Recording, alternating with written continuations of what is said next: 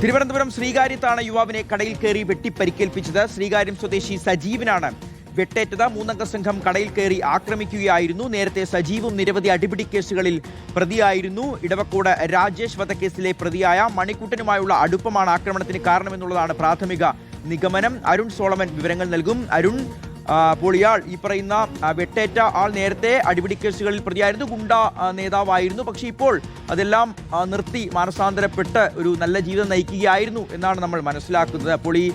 ഇപ്പോൾ ഈ കടയിലേക്ക് കയറി വന്ന ആ ഒരു ഗുണ്ടാ സംഘം അവർ ആരാണ്? അവരെക്കുറിച്ച് വിവരങ്ങൾ ലഭിച്ചിട്ടുണ്ടോ? ഇവരെ പിടികൂടാൻ പോലീസ് എന്താണ് ഇപ്പോൾ ചെയ്തുകൊണ്ടിരിക്കുന്നത്? എന്തായിരുന്നു പ്രശ്നം? മുൻവൈരാഗ്യമാണോ കാരണം?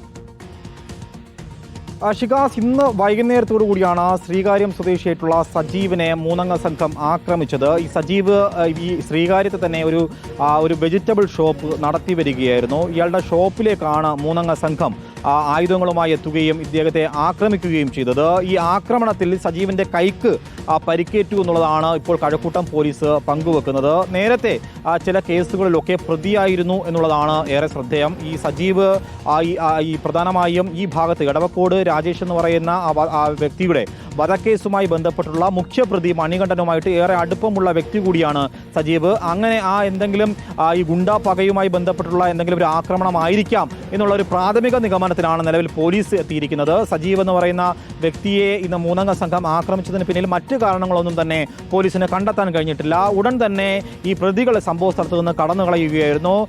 ഈ വിവരമറിഞ്ഞ നാട്ടുകാരാണ് നിലവിൽ ഈ സജീവിനെ തിരുവനന്തപുരം മെഡിക്കൽ കോളേജിൽ എത്തിച്ചത്. അതിൽ പരിക്ക് അതീവ ഗുരുതരമല്ല എന്നുള്ളതാണ് നിലവിൽ പോലീസിൽ നിന്നും ലഭിക്കുന്ന വിവരം. ഷിഗാസ്, ശരി, അരുൺ സോളമനാണ് വിവരങ്ങൾ നൽകിയത്.